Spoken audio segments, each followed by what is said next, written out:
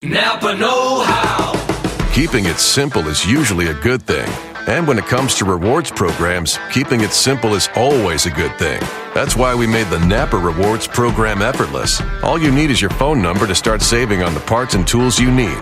Then we automatically give you $5 off your next purchase for every 100 you spend. So start saving today with Napa Rewards. Quality parts, helpful people. That's Napa know-how. Napa know-how.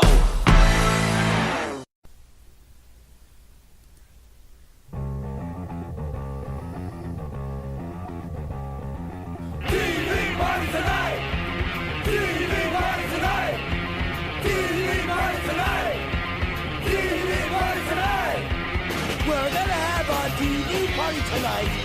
Alright! We're gonna have a TV party, alright! Tonight! We got nothing better to do than watch TV and have a couple of brews. Everybody's gonna hang out here tonight! Alright! We'll pass out on the couch, alright! Tonight! We got nothing better to do and watch TV and have a couple of brews. Don't talk about anything else. We don't want to know. We're dedicated to our favorite shows. And tonight, our favorite show was good old-fashioned wrestling, ladies and gentlemen. Tonight, we are reviewing All In, brought to you by the good people of Ring of Honor, New Japan Pro Wrestling, Cody Rhodes, Bullet Club, Conrad Thompson, I don't know, fuck, a bunch of sources.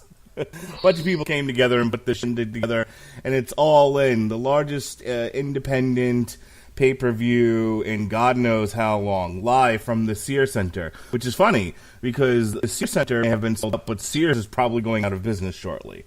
I'm your host, the mandated reporter, and frankly I'm mortified, Mr. Mark Radulich, and joining me to talk a little wrestling tonight is my co-host for the TV Party Tonight Extras. It's totally 80s, punchy pugilist, Mr. Pat Mullen. How do you do, sir?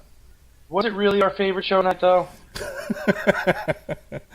It's a mixed bag of nuts. That I'll say. Yeah, it wasn't the nuts. It was the other part.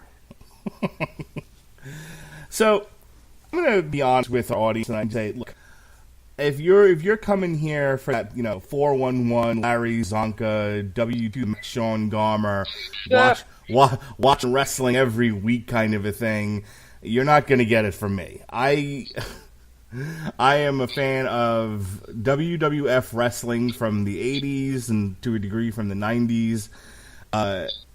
And nowadays, I pretty much watch the network specials, the pay-per-views, an hour maybe of Monday Night Raw before we start recording source material. That's all the wrestling I watch. I have tried to watch some of the indie stuff. I've tried to watch New Japan. For a while there, I tried to watch Impact. I don't have the time nor the inclination. So you might be asking, why did you even watch the show, let alone do a podcast about it after? I was curious. This was the talk of the town, and I wanted to see what all the hubbub was about. And like I said to Pat, some of it I enjoyed, some of it left me questioning what the hell are we doing with our lives. So that's what I want to talk about. This isn't going to be a blow-by-blow, examination of wrestling at large. But just as I said, I want to talk about things that I thought were good, that were done well, and I want to talk about what the hell are we doing with our lives. How about you, Pat? How much of this were you familiar with? How much wrestling are you watching these days? I'm still a regular viewer of, I would say, the majority of WWE programming. Not as much as I used to. I don't follow 205 Live as much anymore. It's more of a case of if I hear a particular guy is on it, I'll watch it. And same thing with NXT. Like right now, I'm not watching any NXT for the most part. I'm waiting for War Machine to show up on TV. But I'm watching Raw and SmackDown fairly regularly, I would say. Pay-per-views, New Japan, I do have HD Net, so I get to record New Japan, and I check that out. And I get to watch some MLW every now and then, that's interesting. And yeah, then I watch this tonight. What were your expectations? When Cody Rhodes and Young Bucks said, we're going to rent a venue and we're going to put on an independent wrestling show, and we're pretty much going to gather as many of the non-WWE big-time wrestling companies that are out there together for a super show as we can, and give the wrestling fans a wrestling show, kind of prove to the world that there's more than the WWE out there. As they kept saying tonight, the world is big enough for wrestling outside of the WWE. What were your thoughts on what could that possibly be?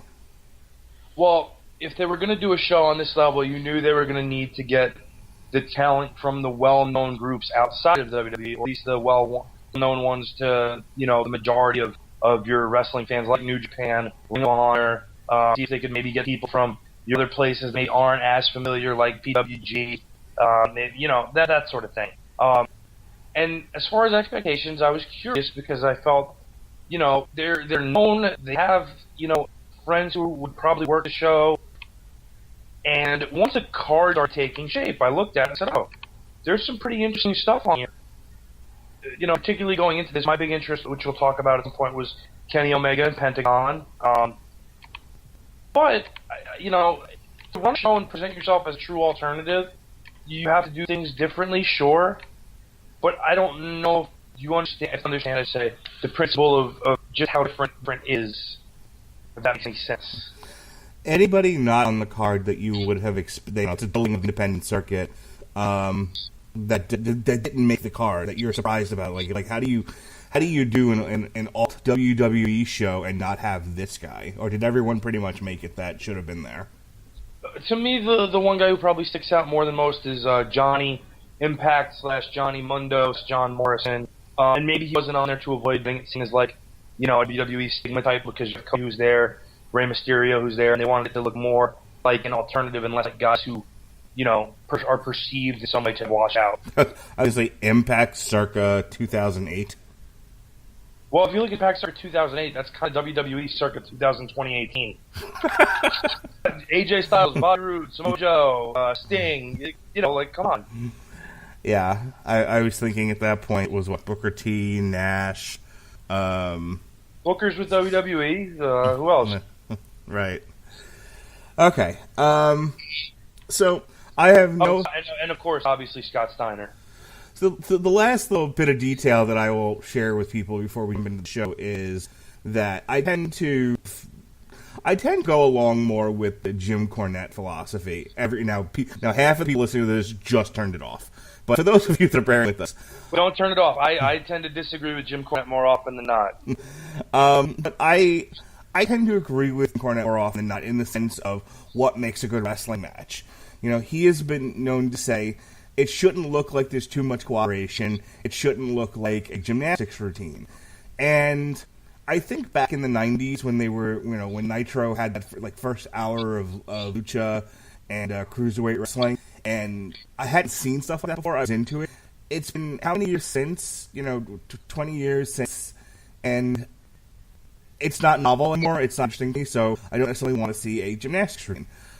Just that look like the two guys are struggling, which is what Jim Cornette is always talking about. It should look like a wrestling match, not like dancing. So that'll inform some commentary, and I guess have his opinions on that as well. So let's get into it. Well, before we go, I'll put one thing out there.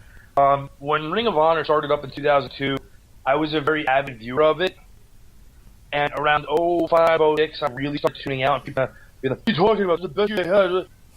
My biggest problem at that point in time became how many of the matches on the card looked exactly the same. And that'll inform you guys as to a lot of my feelings on tonight's show. So, the first hour on WGN, this was their Sunday night heat, if you will. This was the if you happen to be flipping channels and or we're skeptical about the show, and you got an hour of free TV. First matchup. They really convinced you not to order this show. Yeah, Pat's a little down on the first hour. I'm not quite so hard on it. Yeah, it started off with the Briscoes versus Frankie Kazarian and Scorpio Sky. I thought the Briscoes were a bigger deal than this. I'm really surprised they didn't make the main card. But either way, they haven't been a bigger deal than this in a couple of years. Okay. They're their shells themselves like right now. Yeah, my first introduction to the Briscoes was a few years ago, where one of them was competing for the Ring of Honor title when Ring of Honor was on whatever the channel was that carried it. America. Thank you, Destination America. Yeah, when Destination America carried Ring of Honor for 20 minutes, that's about when I was watching. So they opened the show with against Frankie Kazarian and Scorpio Sky. I don't know who the Scorpio Sky is. I have no clue. But it was nice. But I remember Frankie Kazarian from when I used to watch TNA, and he works pretty well. I'm actually surprised he didn't go a little bit further in his wrestling career than TNA. But this match ran around 12 minutes 35 seconds, and it probably ran around 5 minutes, way too long. Other than that, it was fine, I guess. You know, it was a tag team match. Though I think you were pretty critical of Scorpio Sky. He definitely was a little awkward and missed a few spots. Well, and missed a few spots would be one thing, but then he's like deliberately not knowing how to like sell before a prior spot. Like he would get into position for something way too early and then just stand there, or knowing that the next spot's coming and he needs to be in a position, rather than react and get there organically again. He kind of ignores what's going on around him and just waits. Like, he sees his partner get kicked in the face, and rather to rush the guy who hit him, he just kind of stands there and waits to either be grabbed or set up for something. And so I was really not into that. I was looking at that like he just looked so uninterested in trying. Next was the over the budget battle royal. Okay, so let me just talk about that for a second. Even because WGN starts off with Cody and the Young Bucks coming out, and they're basically making fun of the over-the-top pyro beginning of any number of WWE shows. Our friend of the show, Gavin Napier, also hosted Casual Heroes, said, you know, that this is what got Cody and the Young Bucks over, which is taking pot shots at the WWE. That's what their audience wants, so that's what they gave them. To me, it comes across like it's the cool kids doing jokes that only the other, you know, like if you're a deep and serious indie wrestling fan and you're in on the joke, I guess that's funny. But for somebody who's casual, which is what you want casual people to tune into this and buy the pay-per-view. And if I'm a casual wrestling fan, it just looked like shit. The whole beginning looked like, first of all, if you don't know who the Young Bucks are, you see Cody come out with his little brothers, and they're talking over each other, and it looks really awkward. And they're doing a pyro joke. It just comes across to me as Bush League. I don't know. What did you?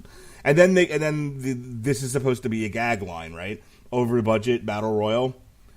Why would a casual fan care about that?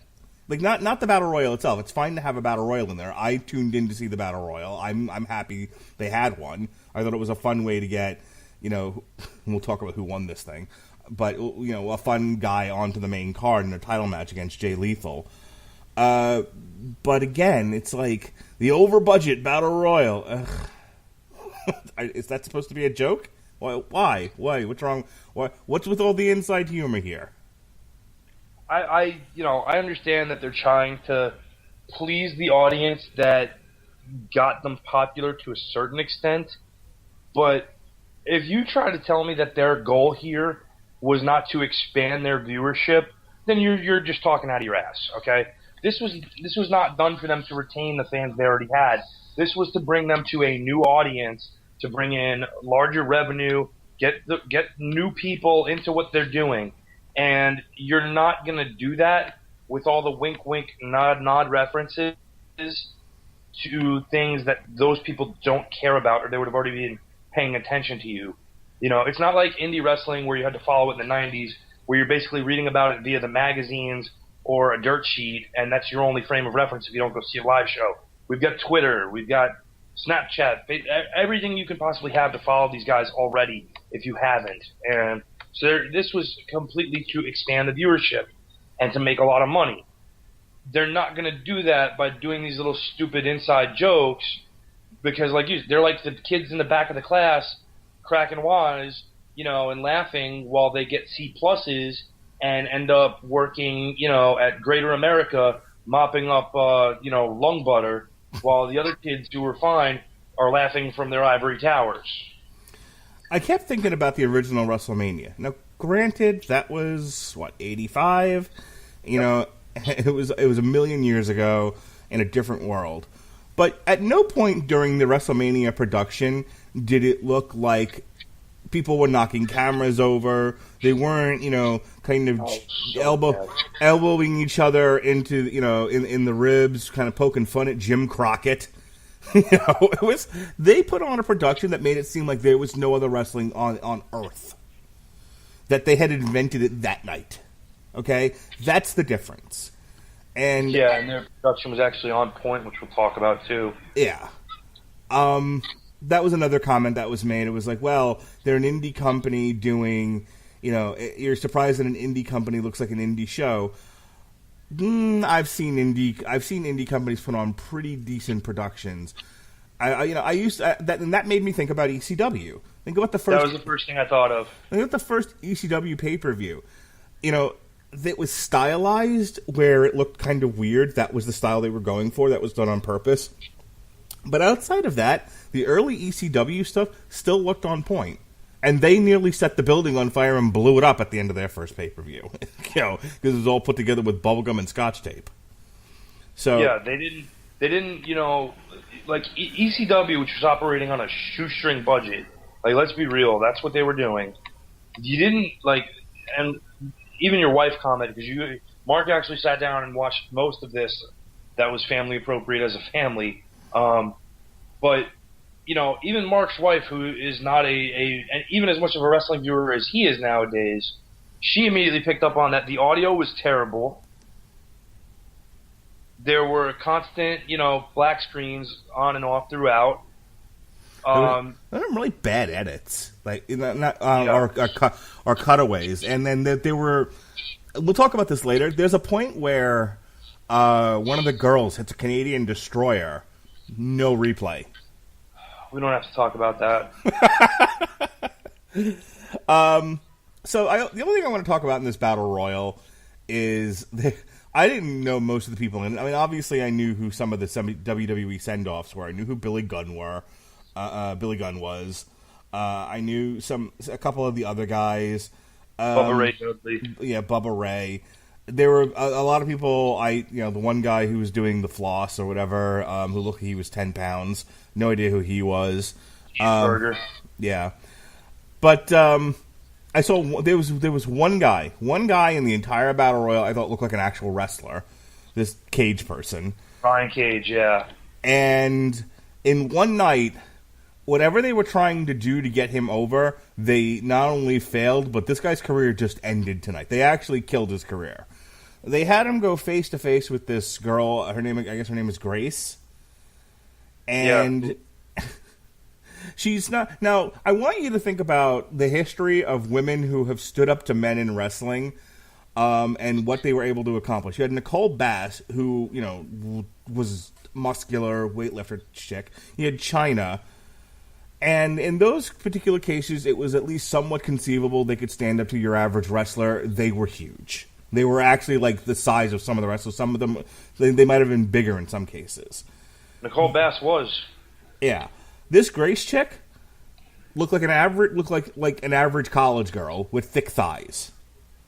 And she gave this guy a beating. She ended up squatting, picking him up. And I think she finally eliminated him. What? Could somebody? I really had a hard time coming back from this. And later on, Pat was complaining about different elements of the show. I was still stuck on why, how did this jacked up dude not throw her 20 feet out of the ring? I don't, and that's the thing. It's like, You can book moments in a show that make an underdog come out ahead that, might not have been believable, but you're with it because that's part of the story. Again, casual audience, no idea who these people are. I just saw a big-ass, Venice Beach weightlifter dude lose to Lily in a few years. My 7-year-old daughter. Okay? Made no sense, looked awful. Yeah, it was freaking terrible. Okay. So everybody has been super critical in the past of a really horrible match that we remember from TNA, where it was the reverse battle royal, where you had to throw guys into the ring and then throw them. It was ridiculous. So we have a battle royal where everybody ends up fighting outside the ring.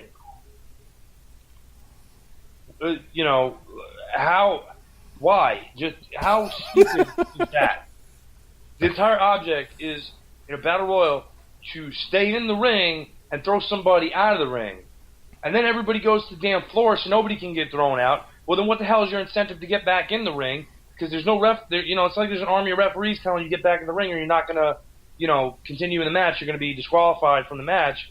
Why would you get back in the ring if they're not going to make you? You can't get thrown out. And I'll come back to a lot of shit on this show that doesn't make sense in the context that they were putting it into.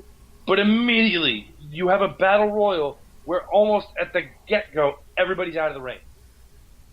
Yeah. There's literally nowhere to go at that point but downward. Not a good look, guys. I mean, the show gets better from here, and we're not going to spend the next hour, just shitting all over All In. There was definitely some good stuff to be had. There's a lot of shit on, though. But not a strong start here. You had kind of a meh tag team match. I mean, you didn't like it as nearly as much as I did. And then this battle royal, which ranged from to shit. All right, so let's get into the main show here. And I'll let you talk about this because you were really critical of it. I just kind of thought it was there. I kind of questioned why it was on the show to begin with, and maybe you can give me some insight. Nope. So, terrific. You had MJF versus Matt Cross. I have no idea who either one of these guys are. MJF. No, you know who Matt Cross is. Who's Matt Cross? You remember the season of Tough Enough where you had what's your favorite match, and it was Alicia Fox versus Melina. Okay. He was the guy on that show who had 9 years experience, and Stone Cold told him to show him what he had. So he put him in there with Guy Luke, and he really didn't do anything, and Stone Cold basically forcibly took his belt away from him and sent him home. Oh, that guy. Yeah, I remember him now. Yeah, that's him. Okay, terrific. Yeah. And this MJF fella who looked like he took Matt Striker's gimmick. Yeah, I only think he's been around for 2 years, and I know he came out of Long Island, so he's from your stomping grounds, but that's about all I know. Okay. What was your major... like I said, this just seemed like a match. There wasn't anything special about it. It was just kind of there for me. What you were pretty critical of it, though. What was your issue? Oh, man. So, again, I talk about... You talked at the beginning of the show about how one of your criticisms of a match is it should look like a struggle.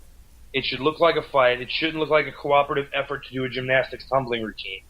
So this Matt Cross, who's been wrestling for 20 years, okay, he does drop downs about 13 feet in front of the guy to give him plenty of time to wait and jump over him, and it just looks so stupid when you do that. There was so much telegraphed shit in this match, or shit that didn't make any sense. First of all, you know what the reason for a drop down is? You're trying to cut a guy's legs out from under him and make him move when he comes at you. Like Eddie Guerrero. You watch Eddie Guerrero do that spot, there's times where guys' feet are hitting Eddie Guerrero's ribs and they're tripping up. Because that's what the spot's designed for. You don't do that spot when the guy isn't even hitting the ropes yet and coming back to you. Because first of all, you look like a dummy for doing that. Second of all, he looks like a dummy for not immediately stomping you in the head or dropping an elbow. And this is why a guy like Matt Ross, who's been an internet darling for years, but couldn't even cut it on Tough Enough, this is why he hasn't ever gotten a break. He's too much of a fucking dummy to know that. Okay. Next up, we have Stephen Amell of Arrow fame versus Christopher Daniels, a guy who's been wrestling so long. How long?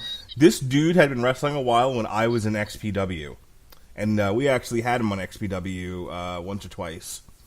This was in the late 90s, early 2000s, by the way. Anywho, so Christopher Daniels, I guess, is part of this SCU posse, and he gave Stephen Amell a very nice match. Yeah, it was a fun attraction. Stephen Amell lending his name to the event, I think, helps with some name recognition, some pop culture notoriety. And, Stephen Amell wants to, take his off time from doing Arrow or whatever else he's got going on to go do wrestling, and he takes it seriously. Good, good for him. I have nothing negative to say about this, other than just Christopher Daniels. I know he's an old dude now, but maybe hit the gym a little heavier. You're looking a little paunchy, pal. He's sagging a little bit, but give him a break. He's almost 50. Fair enough. I just, I felt bad that he couldn't hit the best moonsault ever, which I don't think we can still call it that now because he missed it twice in the same match. But well, the first time he barely touched. I mean, he got maybe his chin scraped Stephen Amell, and good for Stephen Amell for selling that. But it looked like garbage. The second time he actually landed on him, which was nice. Good job there. But again, they did.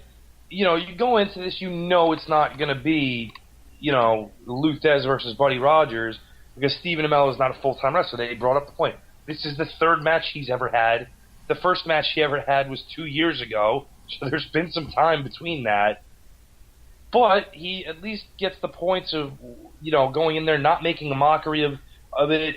He's selling. He's generally taking a beating for a lot of it, and he doesn't win. My only problem with this match is the spot they did. And the table? Well, it took an hour and a half to set the spot up, is the problem. Yeah. Okay, and I think... was this the one where I told you the way Daniel sold it to get on the table was from the Shawn Michaels School of Selling? of overselling. Yeah, okay. So this made the SummerSlam match between HBK and Hulk Hogan look like fucking Benoit versus Angle. He gets hit and walks backwards, kind of bumps the table a little, goes, oh, I got to get on this thing, and then drunkenly places himself on the table, then adjusts so that he's on it just right, and then Stephen Amell launches himself into the air, and then, of course, he gets off the table again, Stephen Amell goes through it. And everyone says, holy shit, because Arrow just fucking jumped through a table, which I get, but, and it was kind of a fun visual to see, but boy, getting there was... In the spirit of this shouldn't look like cooperation, worst thing I've ever seen. That was so bad. Yeah, and honestly, that's not one you can blame Stephen Amell for. That's Christopher Daniels, how he chose to set it up, I guess, to try to mask the limitations of what Stephen Amell is maybe capable of at this point. We don't really know for sure, but this was one where I guess Daniels just didn't want to take any chances and put Amell in a position where he could either potentially hurt Christopher Daniels, or hurt himself. So I get it. So I'll give them a little bit of grace on it. But if you're going to put it on this stage, it's not really the right place for that. No, what Stephen Amell should have done was followed him to the floor. Hit him with whatever move he did. Follow him to the floor, bang his head off the mat, once or twice, bang his head off the table, place him on the table, and then fucking run up there real quick and then jump off. I don't know that he had the gas tank for that, because he was looking pretty well blown up towards the ending part of that match. Mm-hmm. And I'm not saying that to make fun of him. It's it's a very different kind of conditioning than what he's used to, and the fact that he did as well as he did is admirable. But it's to paraphrase AC/DC, when you're tired and you're on the floor, it's a long way to the top. Yes, indeed. We are joined by Emma, formerly of the WWE, now, of course, Mandy Leon, and then Tennille Dashwood. And and my wife looked at me, and she was like, Emma's not with the WWE anymore? And I'm like, no, she's not. She quit, whatever, future endeavored, not that long ago. Which I had completely forgot about. Because at first I wasn't really paying attention. And my wife goes, hey, it's that Australian that used to be in the WWE. And I'm thinking it's one of the... I'm thinking it's like what's her face, Mandy something or other, or Billy Rose or Peyton Royce. Yeah, well, I thought it was one of those two. I'm like, no, they're still there. What are you talking about? Oh, you're talking about Emma, who I almost referred to as Bubbles. So that brings us to our female match. This was the one that my daughter was looking forward to. She got a kick out of this. This was Tessa Blanchard. And a new favorite wrestler. Yes, Madison Rayne, Chelsea Green, who to me has the best gimmick ever. You know, just I don't know where that came from or what kind of history is behind Chelsea Green's character, but I think any girl who's got smeared makeup and half a wedding dress, winner in my book. And and from the Barbie collection, we have Dr. Barbie, who is also a wrestler, Britt Baker. I have to say, sign all 4 of these girls for a Diva contract. There wasn't a hump in the bunch. They were all great. This is probably up to this point, this is the best match on the card. It was, I would say by far we were talking that. And, these girls really busted their butts and were impressive. They had this again, you're talking about people like Matt Cross. All of these girls have been involved in the game much shorter amount of time than he has, and they looked much more polished than he did. The things they did were very crisp. They were athletically very impressive. They were telling stories with what they did. They sold. They were very physical. And it was really, really cool to see just how much they were giving and pushing, how much they were trying. There was really no lack of effort from anybody, which was really cool. It kept you guessing. No clear-cut favorite on who was going to win or whether there was a guaranteed end spot. Just really awesome all around. I loved this. I wished it would have gone longer, if anything. I'm a huge Madison Rayne fan. I loved watching her in TNA. I think she's great. I think Tessa's already better than her actual father, Tully. Shout out to Gavin Napier, because she's already taller than him and has more charisma. And her stepdad's Magnum TA. So, it was nice to see it was a really cool moment to see the two of them at ringside with her. It was sad to see Magnum in a wheelchair, but not as sad as after his Porsche wreck. But yeah, great match. All 4 ladies really busted their humps. I think Baker, her inexperience compared to others, showed a little bit, but she never completely out of place. And when you have that in a 4-way on this kind of stage, awesome stuff. Yeah, I really enjoyed this match. I actually saw it, when you're designing a 4-way match, you have to make it so that it makes sense. And I thought they did. I thought they did a really good job of showing you why, until the end there was no clear-cut winner. For a while there you had, I think, Tessa and Madison Rayne on the outside with Chelsea Green and Britt Baker on the inside. One of the things that I got annoyed with tonight was you have a lot of these guys who would kick out of a shotgun to the face, and to the point where it's like these matches don't finish; they just end. It's like you have 10 minutes, and at 9:59, whatever move you're hitting, that's the end. There's no finisher anymore because people are kicking out of finishers constantly.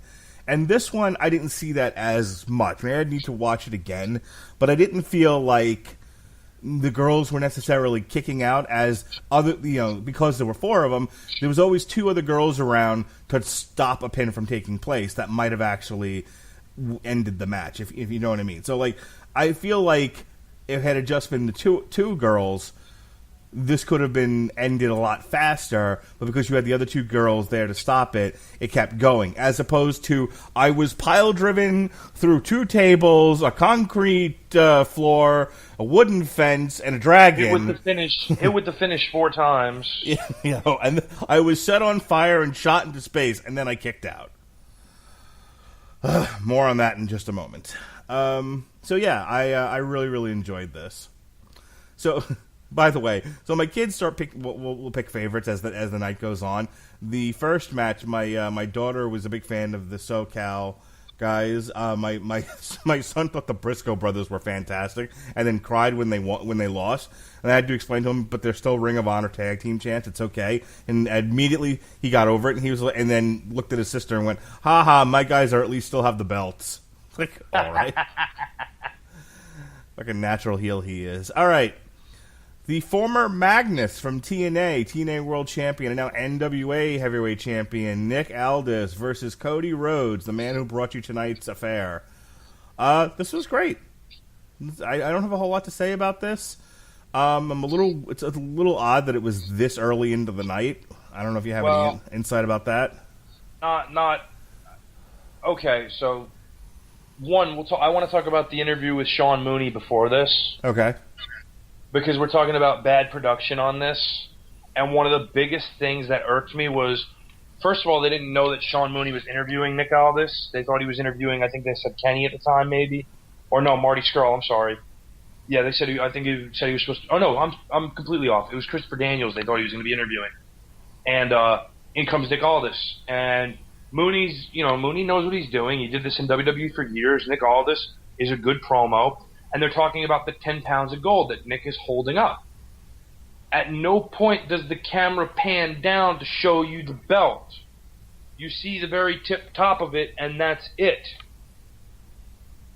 What the fuck? Like, did nobody ever work in television before this? Either you tell him from behind the camera to bring the belt up to his chest, which looks unnatural, but again, at least you see the belt, or you do the smart thing and you pan down to the belt as he's talking about it. Nobody knows to do this? Really? Or start with him in the room and open on the belt. Have a focus shot on the belt, then wide out, and then, and then square it up. This is production 101, and nobody understood that. And I get that we're being snarky by this, but you know what? You're putting yourself on this stage. You're expected to You're held to certain expectations to meet. And this is again. You talk about Bush League amateur. This is amateur hour stuff. Okay, so while we're on the subject, there's a point where there's a girl interviewing Kenny Omega, and look, let me say this: I'm sure that people who work for the WWE have to put up with a lot of nonsense, and and things that they talk about in the locker room, going, this is kind of gay, but whatever. It's this is a part of working for the biggest company in the world, so so they deal with it. And I guess one of those things is that the girls can't look taller than the guys. There's an image that they want to put out. Remember, WWE is about creating superheroes. Okay, they are trying to, and this is one of those weird things that I'm actually, the irony is I get what Vince Russo is saying. But I still like Kevin Owens. I don't care that he looks like he could be my neighbor. That's one of the guys Vince Russo complains about. But the attraction to the WWE forever has been that you're looking at fantasy. That these are guys with fantastic bodies that you'll never see anywhere else, and they're doing crazy, amazing things. And it's a whole other world there that you're tuning into, and that's what keeps drawing you back. Is that you're watching this fantastic circus take place, but behind the scenes, I'm sure like I said, there's a lot of things you have to deal with, as to make that image come forth, and so their point on this show to make fun of that, like we're better than that because we're not doing it. Number one, as I said before, if you're trying to drag in a new one, the new audience isn't going to give a shit about any of this, and they're going to wonder why you did it. Number one, the interview with Kenny Omega and the girl looked like shit. It looked like it sounded like shit. It looked like it was filmed on a cell phone in someone's garage. And then the fact that they spent time doing I have to stand this way in flip-flops so that I'm not taller than you. And he was like, "Oh, we're just casual here." Yeah, casual is another word for Bush League. It's just like, and again, if I'm spending $40 on this, I don't want to see stuff like that.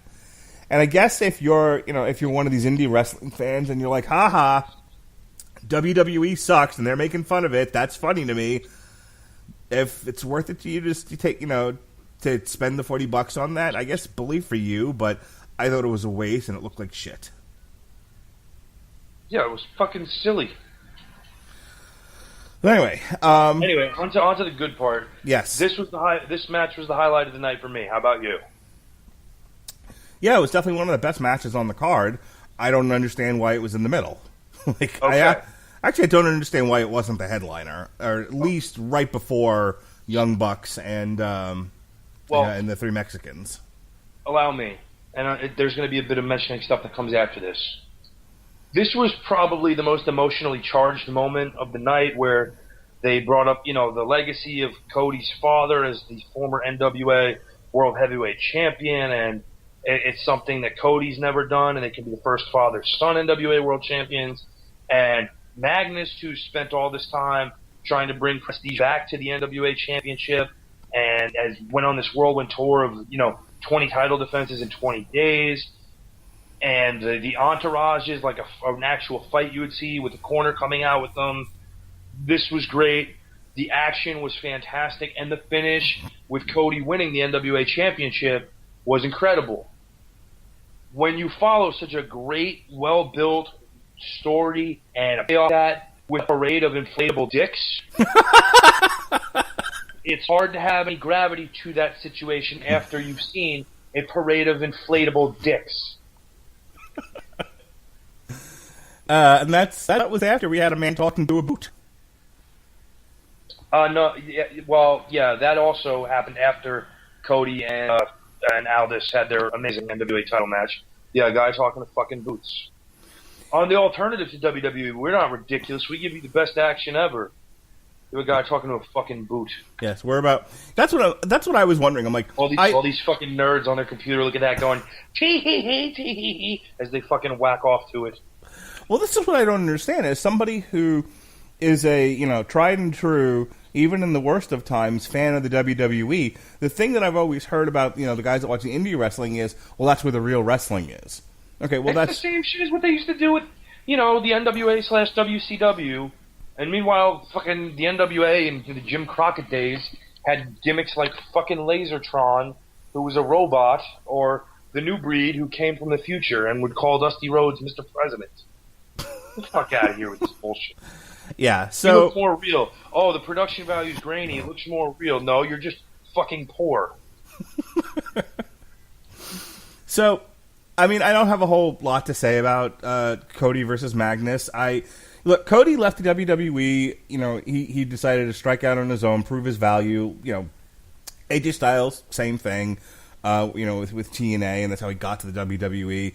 There are plenty of other guys that have left. Chris Jericho, leaves the WWE, goes out there, does his own thing, proves that that he's a valuable commodity without the WWE. So I get it, and good for Cody Rhodes. This was something that he wanted to do. This was obviously a passion project of his, and it was successful. It's seemingly. I mean, at the very least, at the gate, it was successful. They said they sold out the building. 30,000 paid people. It's not bad. But I have to wonder, what in the hell happened to Magnus that he never got signed by the WWE? The guy looks like a Greek fucking god. He's awesome. He was one of the few, in the little bit that I watched TNA in the last couple of years, he was like the highlight for me. And I don't understand, now it looks like his career might be coming to an end. And I don't understand how he never had a run in the WWE. It's where he belongs. The guy just screams WWE champion. Then again, so did Matt Morgan, and we all know how that ended. But nevertheless, we go from Cody Rhodes, the high point of Cody Rhodes and Nick Aldis to, as we said before, Adam Page versus Joey Janela. I don't know who Joey Janela is, but he also needs to hit the gym. Look, I'm fat, okay? I'm a fat guy, and I need to hit the gym. But I'm also not a wrestler. I don't even go to the YMCA pool without having a shirt on, okay? I'm not running around in tight shorts, showing off my fat ass body. Joey Janela hit a gym. Holy shit, dude. No. See, what you're thinking is that Joey Janela is supposed to be like a wrestler, and he's not. Okay. What is Joey Janela is a stuntman who does terrible things to his body, and is fine with that. Is that what that is? He's not actually a wrestler. He can't wrestle. He just does really insane shit on a regular basis that will probably leave him a physical cripple by the age of 40. All right. Well, now at least I know why he was in the terrible shape that he was in this match. Adam Page, however, looks like he might have a career in wrestling. He, especially talking to Boots, I don't how he didn't get signed to NXT tonight. I'll never know. But as far as the match itself, again, I wrote to you online. I was like, you know what, these guys would kick out of a gunshot to the face. I think it was like 2 or 3 different pile drivers, what they called a power bomb off the stage, which was more of he just threw the guy. Yeah. Then the spot off the ladder, which was again less a pile driver and more of him falling on his legs and trying to make it look like a pile driver. And I'll tell you what, all you indie guys that yell "holy shit" after that, you should be ashamed of yourself. Just absolutely ashamed. Look, I remember the good old days of Mick Foley falling off cages and yelling "holy shit" and all that, and I remember Jeff Hardy falling off 12-foot ladders, and I get it. But there are just some things where it's like garbage wrestling is garbage wrestling, no matter how far, no matter how high the thing is you fell off of. It looked like shit, and both guys should be fucking dead. But that's not what I want to talk about. This garbage match that they had, because at least from a car crash ugly perspective, it was at least somewhat amusing. So my wife doesn't know who Joey Ryan is. And I am definitely of the Jim Cornette school of the dick spot is the worst thing that ever happened in wrestling. He's a talentless piece of shit. That's all there is. But I kept wondering why he wasn't on the card tonight. More to the point, when they ran the package before the match that featured, I guess, Adam Page murdering Joey Ryan, why they didn't have an Adam Page-Joey Ryan match tonight, which would have made more sense to me, but I guess that was because they were setting up what I want to talk about now, which is did you get they were making fun of the Monk thing with the Undertaker? Did you understand that? Was that not clear to you? Yeah, that was, and as much as the Undertaker sucks, he's never been that terrible. Hey, listen, Joey Ryan is everything that's wrong with professional wrestling. And I don't say that jokingly or like, he really is everything that's wrong with professional wrestling. He makes a mockery of it on any appearance he makes, essentially. He denigrates the actual art form of what they're doing.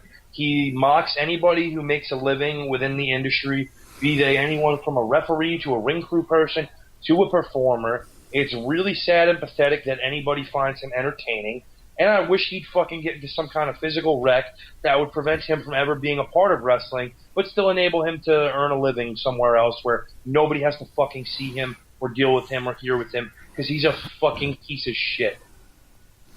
So, I mentioned to you that part of the problem with this show is that it felt like it was run by a bunch of kids, and it really needed some adult supervision.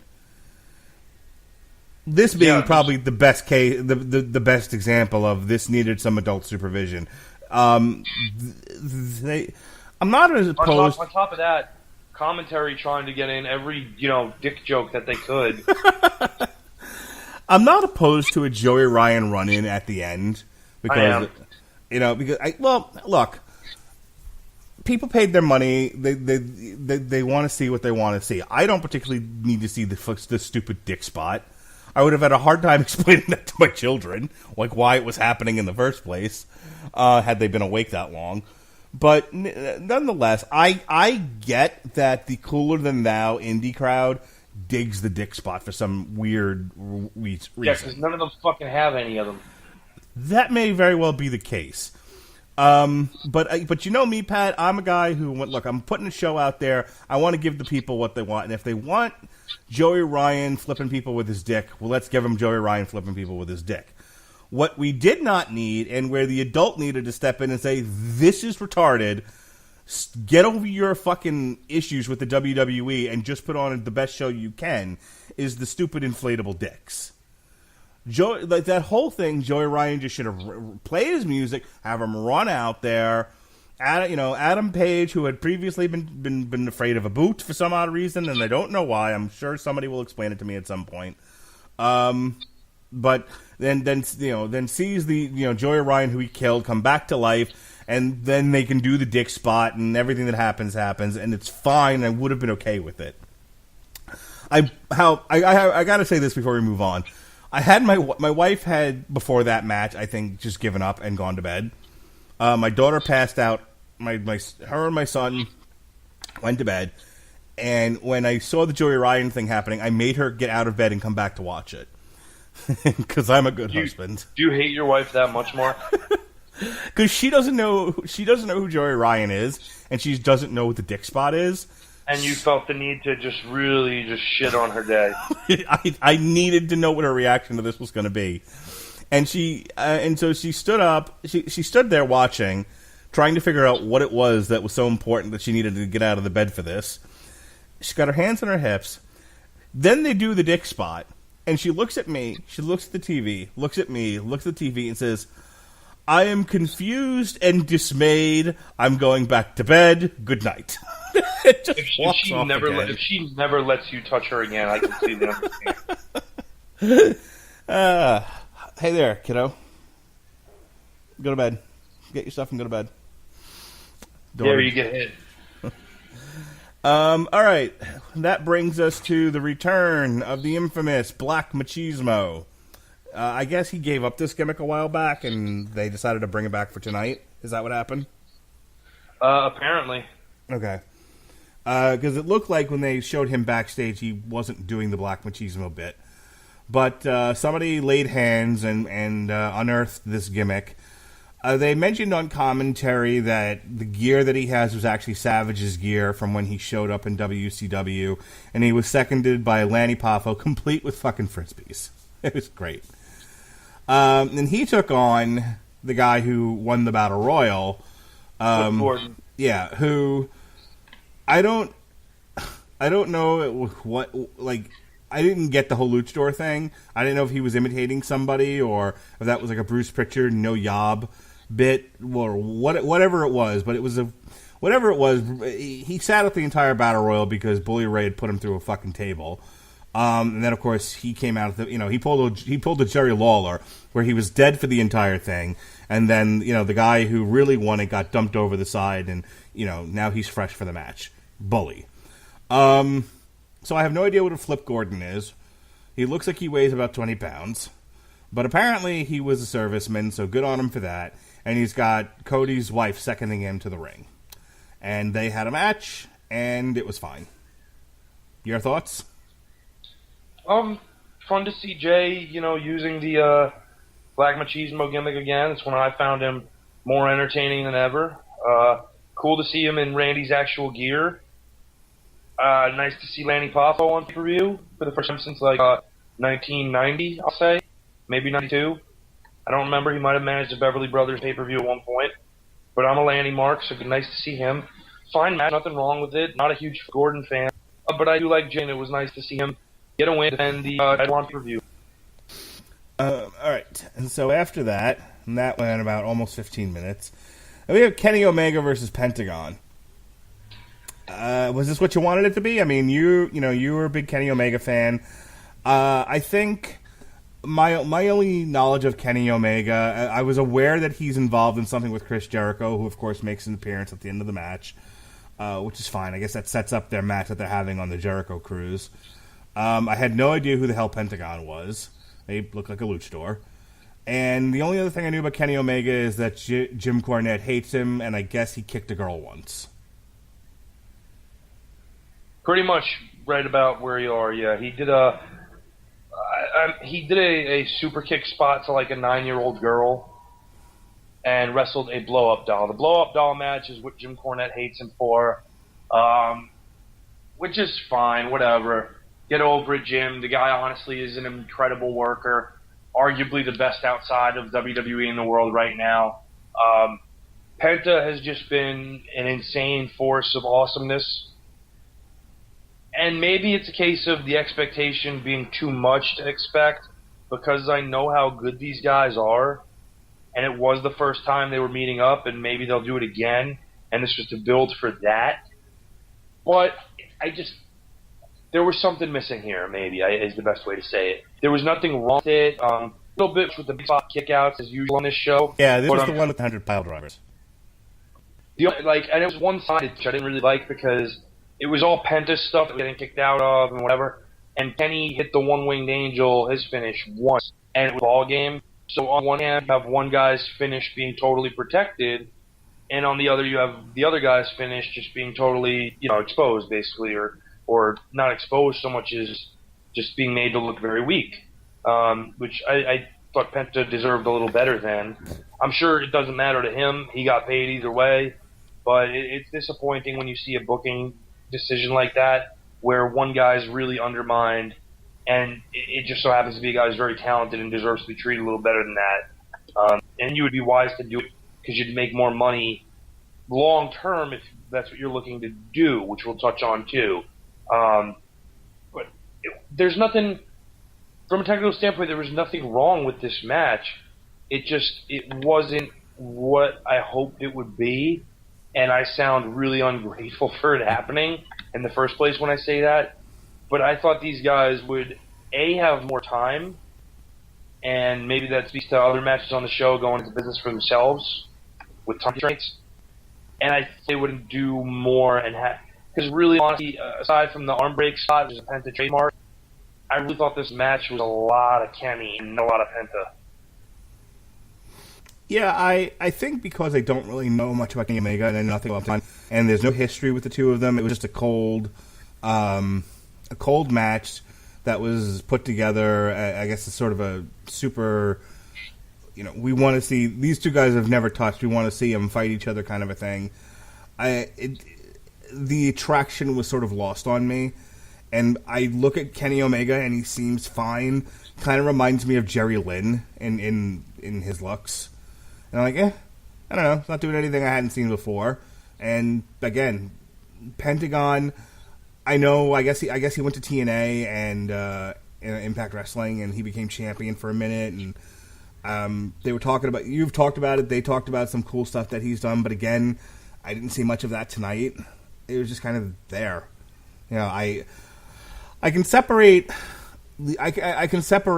my views on it from what I think the rest, people who are into wrestling and knew who these guys were enough to go, okay, I'm sure to somebody else, I'm sure this registered for other people. It just didn't do much for me. And I have the same thoughts for the next match, which is Kazuchika Okada versus Marty Scurll. I don't know what the thing in the beginning was. I guess that's a gimmick that he does with the fingers pointing at him and whatnot. Thought it was fine. I mean, these guys can all do stuff. These last three matches were filled with guys that can work. None of it seemed necessarily like gymnastics routines, but on the other hand, I was thinking about, I don't know if it was Bruce Pritchard or Jim Cornette, where like if your first match has everybody kicking out everybody else's stuff, it doesn't leave anywhere else for any other matches to go. And I think that's my problem with a lot of what I'm seeing, with a lot of what I saw tonight, which is everyone kept doing the exact same matches. And that's the point I wanted to get to when I mentioned at the beginning. The reason I tuned out of Ring of Honor at a certain point was every match on the card was starting to look the same. Everybody's kicking out of this guy's finish, kick out a finish, kick out of a finish.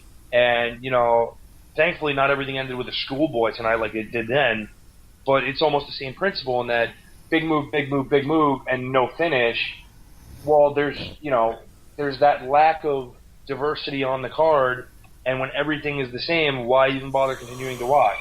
Because one guy can do that particular gimmick better than the other in terms of how to set up a finish that gets kicked out of anyway. It doesn't really jive.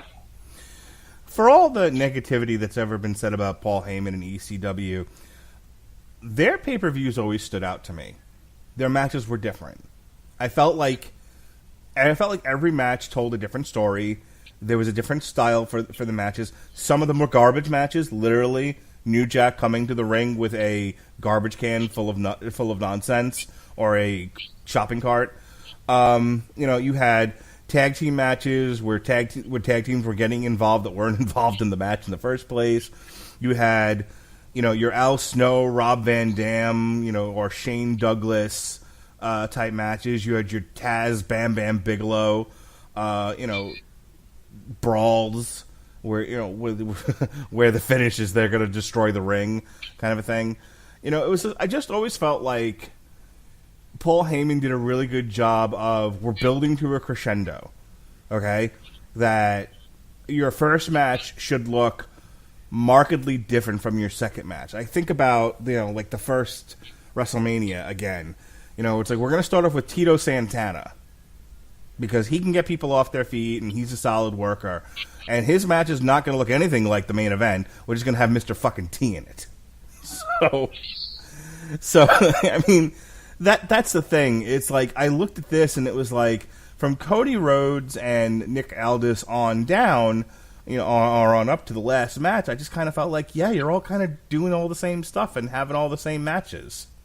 It's all good, but after a while, I get bored.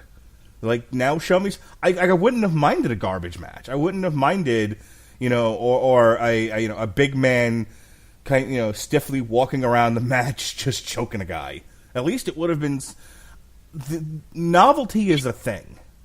And I think this is what separates me from a lot of the indie fans is apparently they can watch 20 gymnastics routines in a row and not get bored of it. And they want to chant and they want to say, holy shit, and this is awesome and all that other stuff. I like a variety show. Maybe I'm crazy. No, even I like a variety show. Everybody knows what my love level for Bill Watts is, but when Bill Watts first took over the Mid-South Territory, he couldn't understand why his shows weren't drawing strongly, and he called up Jerry Jarrett and Jerry Lawler to come down and look at one of his shows and say, hey, tell me what I'm doing wrong here. So they look at the show, and it's big guy versus big guy, big guy versus big guy, big guy. It's literally all big, strong, rough, rugged guys going at each other with maybe one or two guys on the entire card that aren't.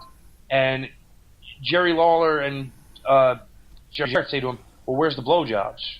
And he goes, what are you talking about? They say, where's the blowjobs? And he goes, well, I don't know. Maybe, you're looking for the wrong thing here. And what they meant was, where are the girls in the crowd? Because they're not going to come pay to see these guys. And that's when they sent him a team called the Rock Express, who drew a different kind of audience, had a different look, and had a different kind of match than what they did. And that helped spike attendance in Mid-South. So Watts built on that principle.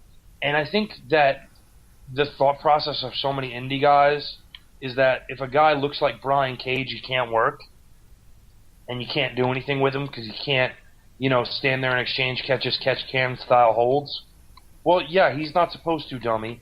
He's a 300-pound muscular god. Why would he try to, trade hammerlocks and drop toe holds instead of just throwing you around like a rag doll? Right. After the 30th tope, I don't need to see a guy do it anymore. They all did them. Every match. Every match has a tope in it. Which used to be Shawn Michaels. Do you realize that? Well, there was a time where only Shawn Michaels was jumping out of the ring like an idiot. Now it's every match. And the WWE's not much better about it, because now they're all doing it too. Everyone's flying out of the fucking ring. Yeah. People wonder why I'm a huge fan of Kevin Owens. Because Kevin Owens doesn't go flying out of the fucking ring for no good reason. And again, we love the big guys. We don't need to see the big guys flying through the ropes and hitting suicide dives either. It looks fucking silly. I get once in a while breaking it out in like a big match, but I don't want to see Luke Harper diving through the ropes on a fucking Tuesday Night SmackDown singles match against, like Jimmy Uso. Yeah, you bring that stuff out because you're having a blood feud and you're really trying to kill a guy.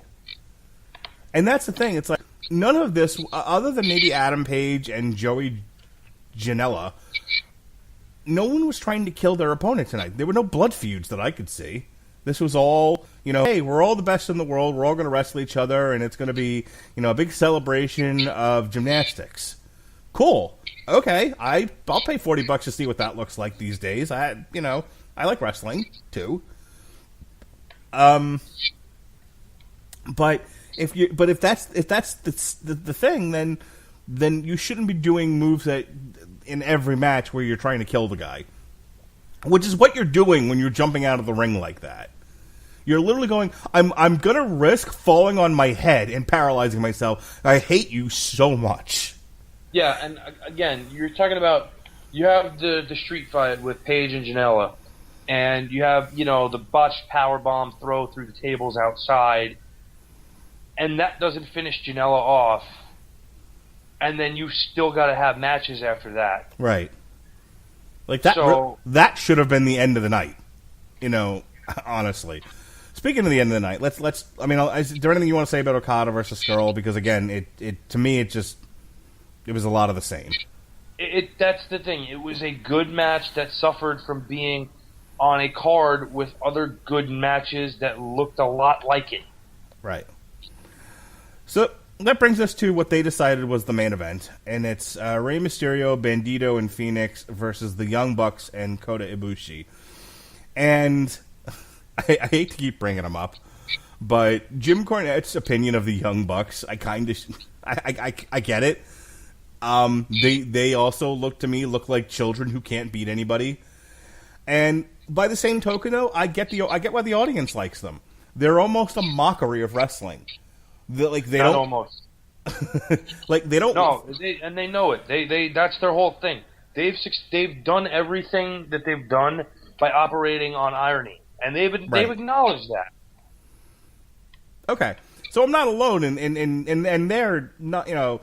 This is a new thing to say. Like everything they do is a wink and a nudge at the audience. That their 106 super kicks in a match is done purposefully to almost parody wrestling. They call their finish the Meltzer Driver.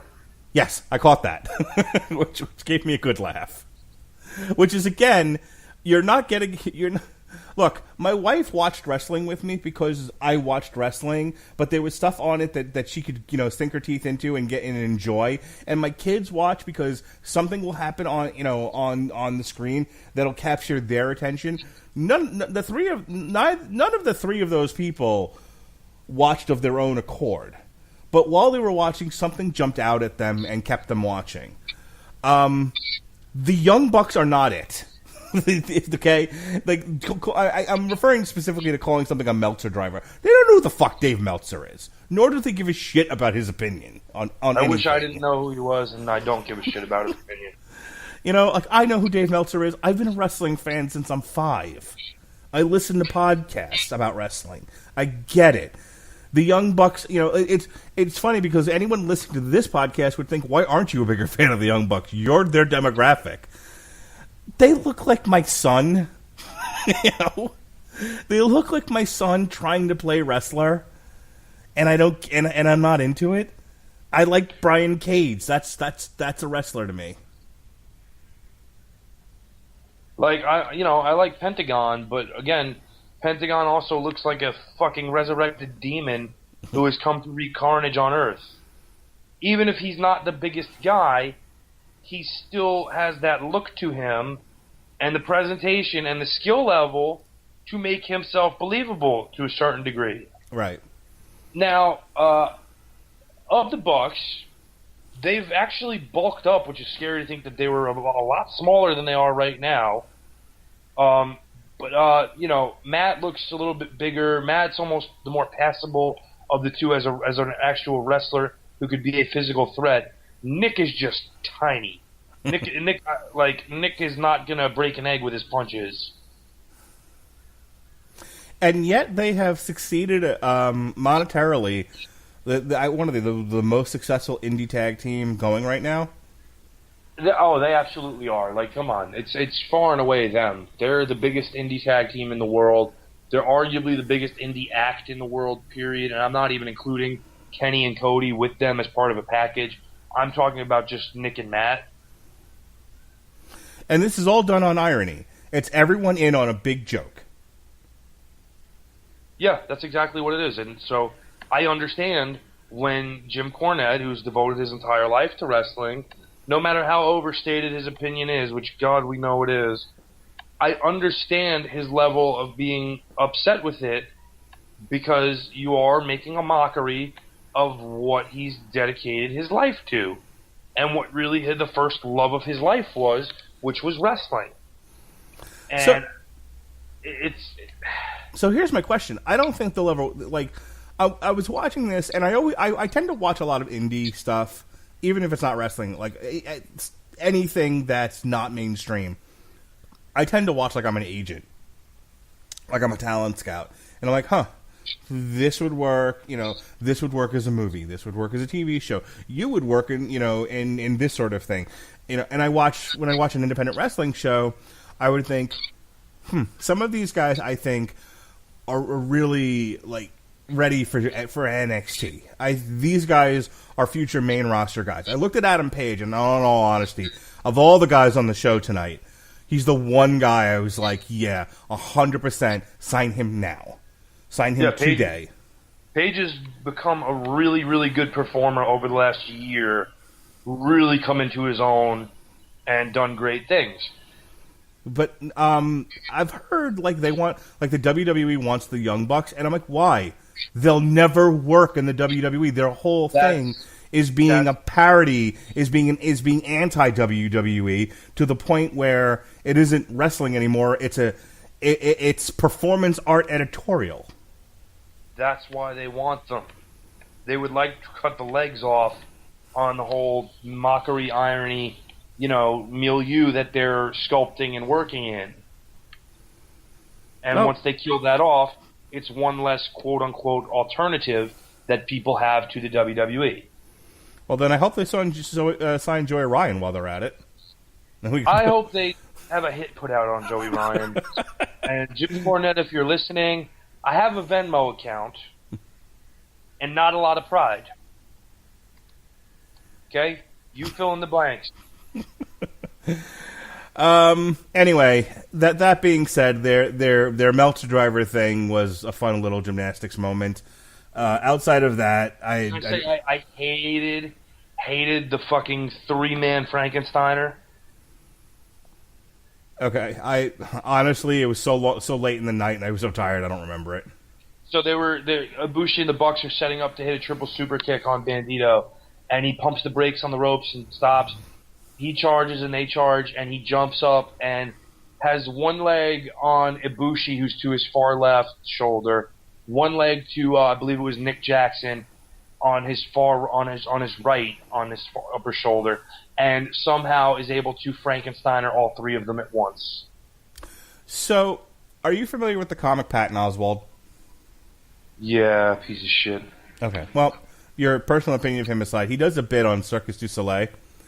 And it's within the context of his now departed wife and her parents and his parents. They were all together in Vegas because they had just announced that they were getting married. And I guess both sets of parents were fairly conservative. So what do you do with two fairly conservative parents in Vegas? Circus du Soleil. And he compared it to like gay marriage. It's like, hey, we want to, we're two gay people and we want to be married. And we want to express our love for each other. No, you can't. Gay marriage is a sin. What if it's set to music and he's on fire and I'm blowing him on a tightrope? Terrific. Can we bring our children? And he made the point of saying like everything in Circus du Soleil was like gay, wet, and on fire, which I thought was pretty funny. And your description of that Frankensteiner reminds me of his version of Circus du Soleil. Just gay, wet, and on fire. It is. I mean, we keep calling it like a gymnastics routine. That sounds even worse. And I've seen some pretty ridiculous spots in wrestling. And again, it's like that's not to say that I haven't been wowed by something that you would absolutely, positively, 110% need cooperation for. But you got a really good, fun stunt out of it, so it's like you kind of forgive it. It's like watching a James Bond movie. Like, it's ridiculous. You know that if that happened in real life, he'd be dead. But you got a spectacular stunt out of it, so you're willing to forgive it. And it's hard to...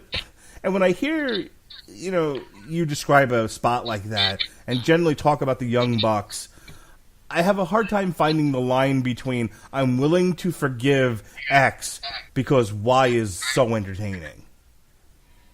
But again, the precipitation is that, James Bond is being presented to you as fiction. This is being presented to you as fiction that they want you to believe is real. So when they undermine themselves by doing stuff like that, it ultimately just results in what looks to be a poor performance level. It's not irony, it's not, funny, it is to some idiots, but it's really just stupid and undermining, and it undermines everybody else on the card that you're working with, and really by extension everybody involved in what you're doing professionally. I think, I was trying to think back to, I knew we were going to talk about this tonight, and I'm like, okay, if I don't like this, what do I like? And I was like, of the last couple of years, the only matches that stood out to me where I was like, yes, this I'm enjoying, this I get. The very first time Kevin Owens took on John Cena, it just seemed like they were killing each other. And they weren't doing, like, huge spots either. A lot of it took place in the ring, but it all looked like he was hitting hard. It looked like, it really looked like they were having a fight. And I remember, and maybe just because I'm a huge Kevin Owens mark, but it just, for a moment, I could believe it was real. And the only other match I can think of where I was like, yeah, I believe what I'm watching here. Yep, this makes, I don't know how entertaining it is, but I absolutely believe what I'm seeing. And these guys are doing a great job of that. And that was WrestleMania. Brock Lesnar versus Roman Reigns, but it's the one where he nearly killed Roman Reigns, and then at the end of the night, Seth Rollins ran away with the title. Yeah, that was a fun brawl.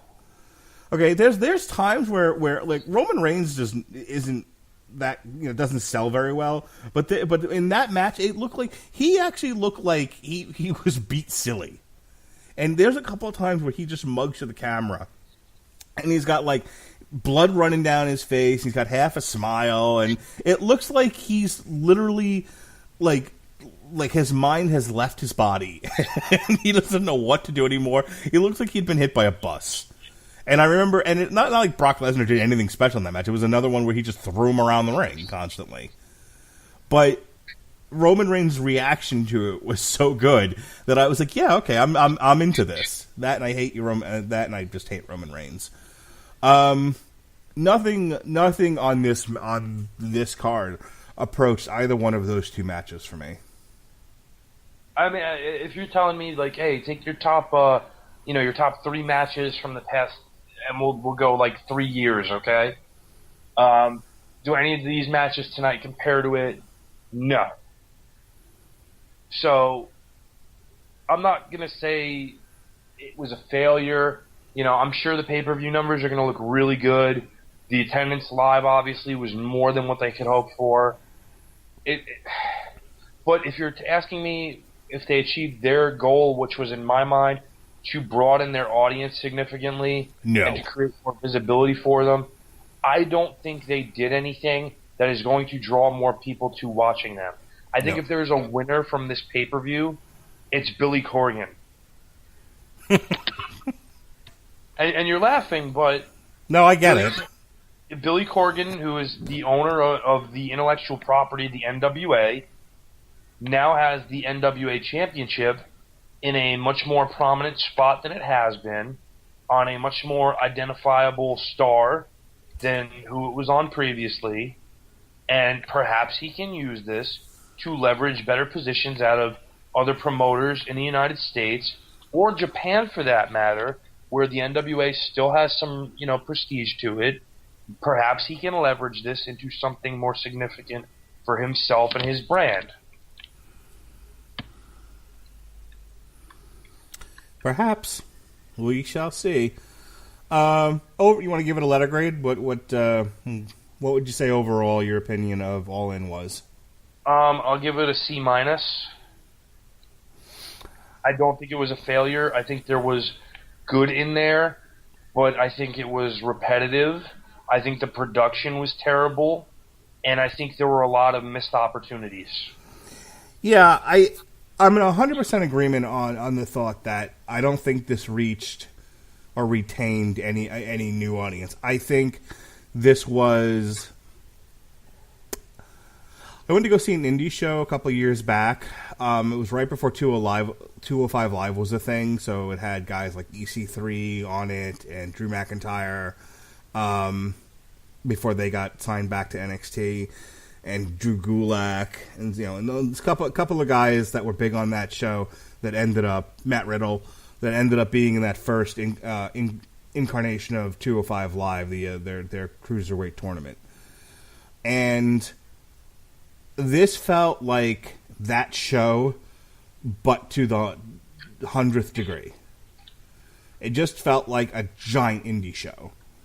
And my problem with indie shows were the same problems I had with a lot of indie rock shows, which is you're playing to the guys that showed up to see you, but you're doing nothing to reach casual fans. You're really not doing anything to expand your audience at all. You're playing to the 6 people who showed up at CBGB's to hear you, and that's great, and that's a thing, and and I know people are protective of their things, and so like I get it, but as a business model, not successful. As far as the actual entertainment value of the card, I'd say it's about a C myself. There was some shit, there was some stuff that was okay, and very little that was wow. So, with that said, here you have, you've heard our perspective. I'd be curious to see what the rest of the wrestling world thought of this. I'm sure they thought it was the greatest thing since sliced bread. 4 stars. I'm sure Dave Meltzer loved it. and we say fuck Dave Meltzer. Yes, we do. I want to get I want to get the Tony Schiavone Fuck Me Wrestling FMW shirt. My wife says I'm a 40-some-odd-year-old man and I'm not allowed to wear shirts with swear words on anymore. What do you think about that? I think FMR, but that could also stand for Mark Radulich, so we won't go there. I'm only kidding, Melissa. No, I think you should get an FDM shirt if that's the case. There we go. I might go to WrestleMania next year. If I do, maybe that's what I'll do. I'll get a Fuck Dave Meltzer shirt. All right, speaking of Fuck Dave Meltzer, here's what we got going on the Radulich Broadcasting Network. Tomorrow night's the 401 Ground and Pound radio show, but we're also going to give you a double dose from our Canadian office. Dave Wright's going to join myself and possibly Robert Winfrey when he's done doing the MMA talk to talk Disenchantment, the new Matt Groening cartoon on Netflix. Monday night, Labor Day, we've got a source material for the 9-issue run on Barbed Wire, and then that Tuesday, myself and Sean Comer will put the award-winning Pamela Anderson Lee movie vehicle Barbed Wire on trial. Boy. Indeed. And then Wednesday, we'll be reviewing the new Bullet for My Valentine. If you're wondering where the Alice in Chains review went, I got my first threatening letter. So I was really? told, yes, finally. After 10 years or so of doing this, I got a letter saying take it down now, and take down any links to it. So, don't wait, who is this from? Warner's? Is that who they're on? I'd have to look at the email again, but something like that. It was whatever group represents their record label. Wow, they should at this point be just thankful anybody even listens to their records. Well, considering how much I trashed it, I can almost understand why I get a threatening letter. I was not a huge fan of the new Alice in Chains. I'm not a fan of any Alice in Chains. They sucked. I like Dirt. That was about it. With that being said, next week, the following week, we've got Exit Stage Left, the Snagglepuss Chronicles. We finally got our review of Cloak and Dagger. Myself and Jesse will do a TV party on that. Not to listen. And then we've been waiting to do this all year. Clutch, the Book of Bad Decisions. We'll review it on the Metal Hammer of Doom. And then Sean Comer, myself, and a few of Sean's female friends are going to take a look at Insatiable, the first season that's on Netflix, and we'll look at the controversy therein. If you're looking at what's in the archives, we did a pair of shows on Legion. We did a source material. We did a TV party tonight for season 2. There's also there was some extra content that dropped, something called Shark Prostitute. listen to me laugh so hard that I pee my pants. That's fun. And there's some other bonus material up as well. All right, Pat, I know you've been doing some podcasts. There was recently a reunion of sorts. Why don't you tell the people all about it? So, the Casual Heroes WrestleCast is back. We recorded 2 episodes, believe it or not, this past week, which Chris will have up and running. Well, he'll have one of them up and running. One of them was deemed too controversial to release. Perhaps someday we can release it as a bonus feature. But apparently, if you talk about good things that a despicable person did, it means you're a despicable person. So that episode is probably going to stay in the can. Autobahn.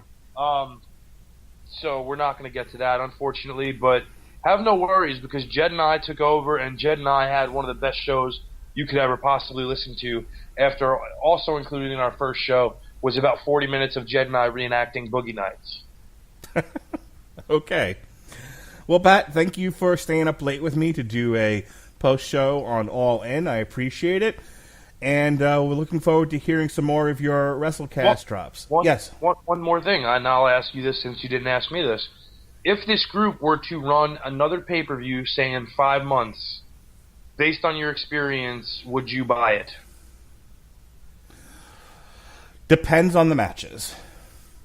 If this isn't this one, I did strictly out of curiosity. I also knew it was going to be the thing du jour among my circle of internet friends.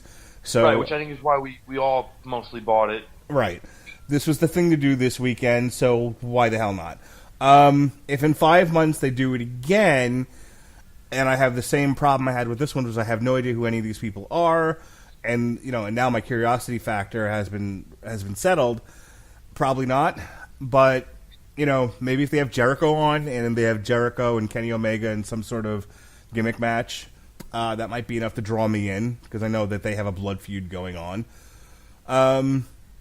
Maybe, if they do something interesting with the Young Bucks, other than just, jerk each other off, maybe.